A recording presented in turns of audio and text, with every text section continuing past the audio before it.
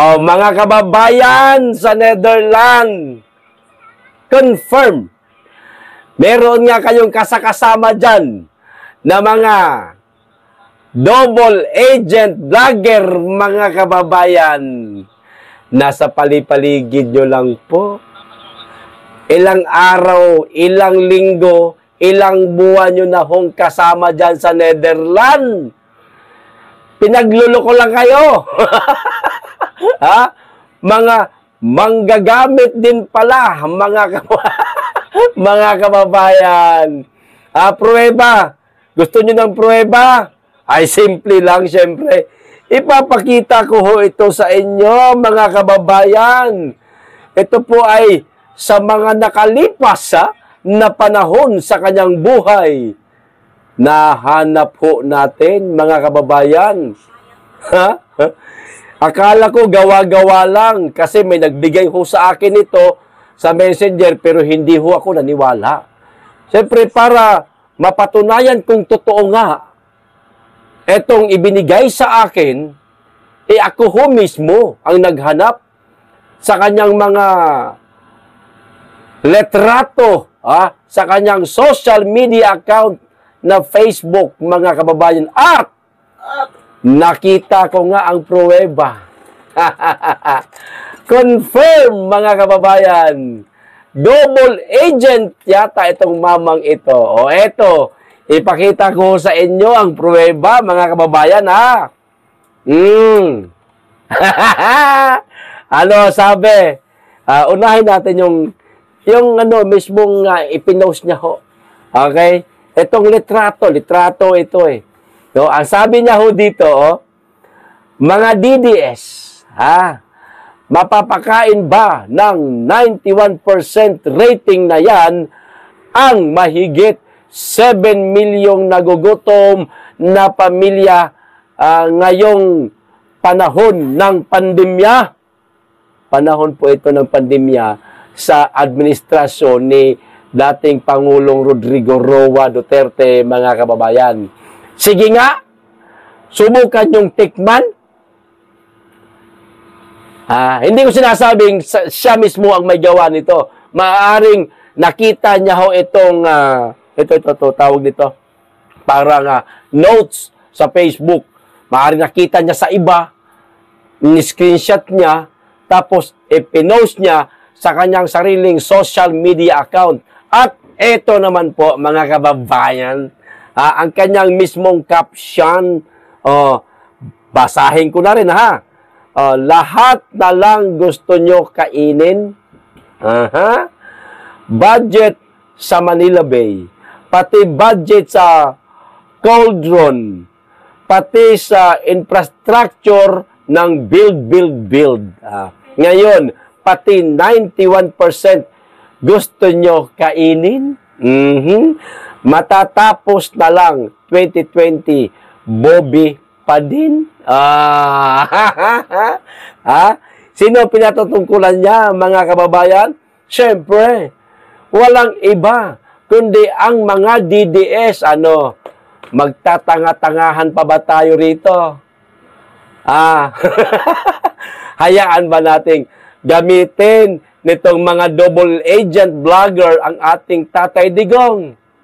Samantalang kaming mga DDS vlogger, isa sa pinili ni Tatay Digong para makasama niya sa isang piging with Pastor Apollo Kibuloy, Banateros, na ngayon nabuo itong Birador o Birada Aguila.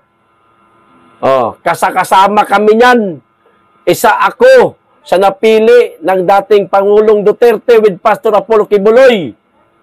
At marami pang mga DDS vlogger dito sa Pilipinas na nakikipaglaban sa tama.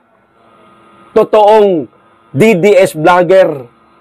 Hindi mga double agent vlogger. Kailan lang ba sumulpot sa mga yan? Kami, maisog pa lang. Hakbang ng maisog, pinakaunang hakbang ng maisog sa Davao City. Naroon na kami. nakikipaglaban na kami.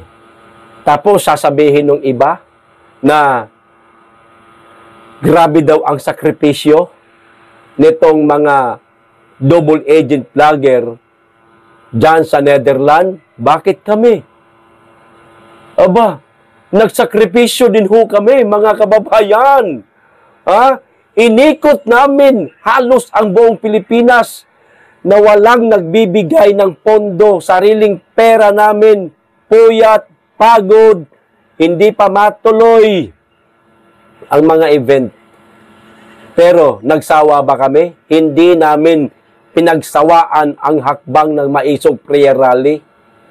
Sumama kami kahit saan. Tapos may mababasa ako sa comment na grabe daw ang sakripisyo nila.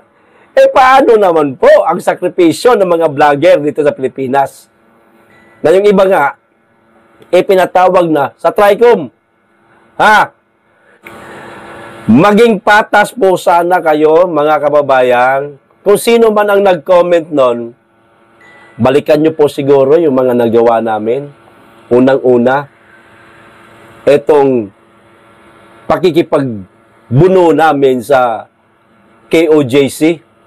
Kahit na kami hindi miyembro ng KOJC, kami mga lehitimong DDS vlogger na itong si Pastor Apollo Kibuloy ay matalik na kaibigan ng dating Pangulong Duterte.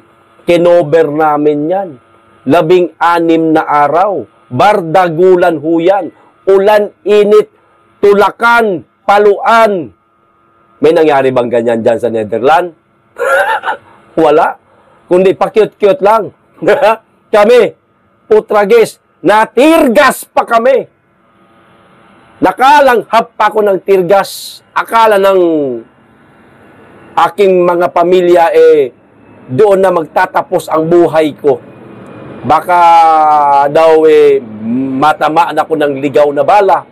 Ganon. Awa ni Lord, hindi naman nangyari. Eto't buhay tayo, nakikipaglaban pa rin tayo. Patuloy pa rin natin kinukundi na binabanatan itong mga makakapalang apog ng mga politikong kawatan sa kaban ng bayan. Bakit? Eto tanong ko. Yung mga double agent vlogger ba dyan? Meron ba tayong narinig na binanatan nila sa Tambaloslos? Di ba wala? Kasi nga, pinsan ni Mangga yan si Tambaloslos. Ay, baka totoo nga na meron silang mga alam niyo na yun, kasunduan, itong double agent vlogger at saka si Ate Mangga. Malay, kwentuhan lang naman yan. Usap-usapan lang naman yan ng ating mga kababayan. Malay natin, baka totoo nga. O ngayon kung hindi, di mabuti. Pag pong ganon, dapat patas po tayo tumingin. Pero, ang sa amin lang dito, mag-iingat ho kayo, mga kababayan. Hindi ho tayo siguradong atin talaga yan. At ayon na rin kay Maharlika, di umano, mayroon pang isa na iniimbestigahan na ngayon. Na di umano, kamag-anak noong namayapang matandang hukluban na ano tawag dito? Hari-hari ng mga CPP, NPA. Yan. Yan po ang mga nakarating na informasyon sa atin, mga kababayan. Di ba?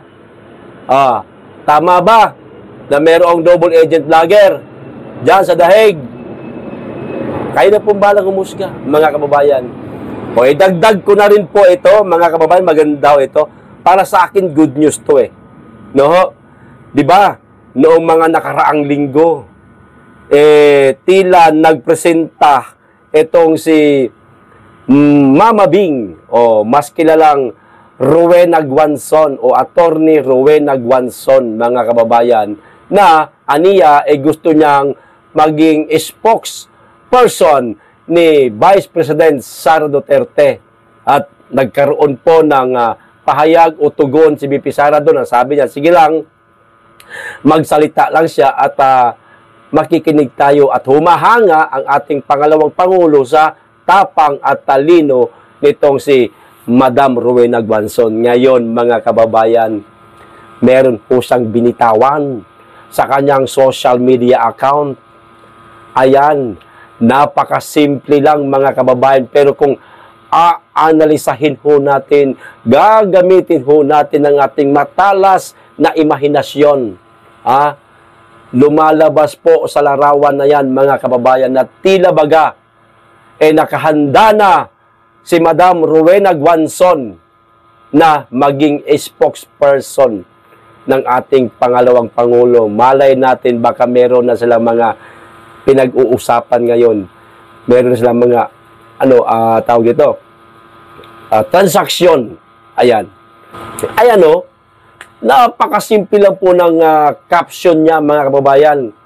Get ready. Pakikita niyo naman din sa litrato na nasa isang television, ayan, nasa isang TV network siya na ini-interview na tila baga nagre-representa na parang siya itong spokesperson, ika nga, mga kababayan. Get ready. Ako, para sa akin, handa ako na maging spokesperson siya ng ating pangalawang Pangulo. Sana nga, hinihiling ko yan sa ating pangalawang Pangulo. At tapang, meron. Talino, meron din. Sigurado madudurog si Tambaloslos at si Bangag nito, mga kababayan. O eto, pangalawang post niya, parehas din halos, mga kababayan. Ano ho nakalagay dyan? Ayan, ituloy ang #bloodbath. Nako po, mukhang si Madam Rowena Guanzon yata, mga kababayan, ang maglalabas sa mga baho ni Bangag at ng kung sino pa man na may mga baho dyan na mga politiko, no, na nasa kamay ng ating pangalawang Pangulo. Malay natin, baka ipasa niya kay Rowena Guanzon. No? Madam, ikaw na bahala magpasabog niyan. Iilan lang yan. Kasi sabi niya, ituloy ang #bloodbath, mga kababayan. Nako po!